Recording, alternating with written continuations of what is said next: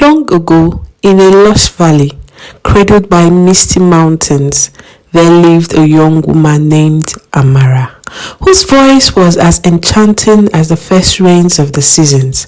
Her songs could call birds from the skies, soothe the restless children, and even heal the ailing. It was said her melodies carried the whispers of the ancestors, but for her great gift, Amara carried a sadness, a longing for a love she had never known.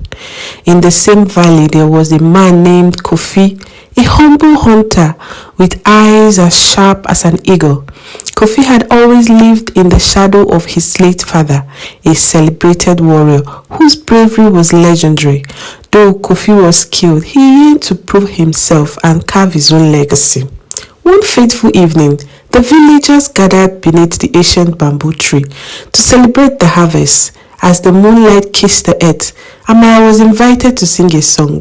Amara sang a song that no one had heard before. The melody was haunting, drawing the villagers into a trance. But as the song reached its climax, the ground trembled, and a cold wind swept through the valley. Suddenly, an elder screamed, "Amara, what have you done? You have sung the forbidden song." Confused, Amara faltered.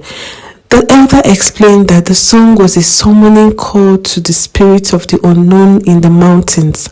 Long ago, a jealous sorcerer had cursed the land, vowing that anyone who sang the song would awaken the spirit of sorrow, and the spirits of sorrow would always demand for a sacrifice.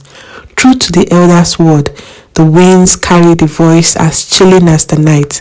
"Amara, daughter of the valley." As Amara looked behind, a horrible creature emanated from the tree. "You have summoned me. What do you need?" And Amara knelt down to plead. "Please, it was a mistake." And the spirit said, "To appease my wrath for summoning me, you must bring the stone of light from the cave of shadows before the next full moon.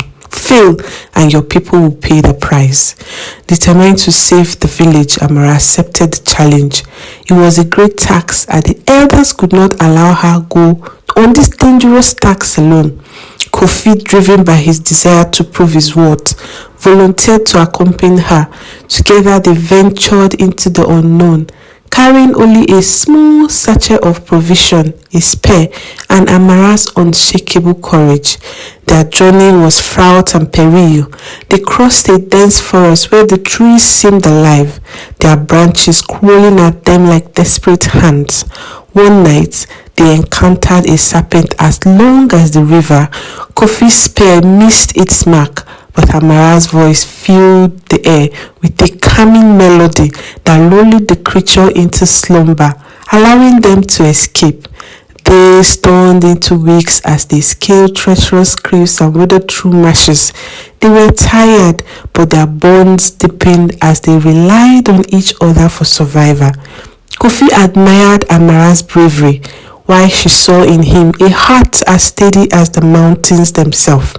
Yet unspoken between them was the fear of what lays ahead. Finally, they reached the cave of shadows.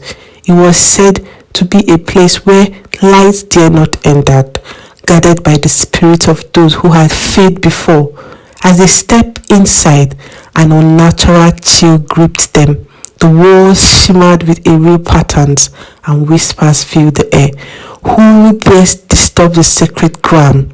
boomed the voice. A figure emanated from the darkness, cloaked in black and carrying an air of sorrow. It was the spirit of sorrow herself, her eyes pools of endless grief. She warned them, "The stone of light is yours if you can face your deepest fear. But beware, few survive this terror." Amara and Kofi were separated by an invincible force. Amara found herself in a vision of her village being in flame, her people blaming her for their demise. "Amara, it's all your fault. You sank the village into destruction." She struggled to sing, her voice faltering under the weight of her guilt. Meanwhile, Kofi faced the monstrous shadow of his father, who mocked his every failure. "You would never be worthy," the shadow taunted. But as despair threatened to consume them, They remembered each other. Amara summoned her courage, her song piercing the flames. Kofi, inspired by Amara's voice, confronted the shadow and declared, I am not you, Father, but I am enough. Their fears shattered like glasses. The spirit of sorrow smiled, a rare and fleeting expression. She handed them the stone of light, a gem that glowed like the sun. You have proven yourself worthy, sons and daughters of the land. Go and let the light guide your path, she said. As they emerged from the cave, triumphant, the unexpected happened. A band of rogue warriors ambushed them, their leader coveting the stone of light's power. Outnumbered and weary, Kofi fought violently but was gravely wounded. Amara, clutching the stone, realized her voice was her only weapon. She sang with every ounce of her being, a song so powerful that it resonated with the earth itself. The warriors, entranced, dropped their weapons and fled, unable to bear the raw beauty and sorrow in her melody.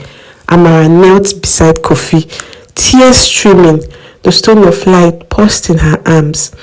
Save him, she whispered. The jam glow enveloped Kofi, healing his wound, but its light dimmed and faded, leaving only a dull stone. Weakened but alive, Amara and Kofi returned to the village as heroes. The villagers welcomed them with singing and dancing. Amara and Kofi, standing under the ancient bamboo tree, lifted up the gem, and it let out an energy like a wind that went round the village.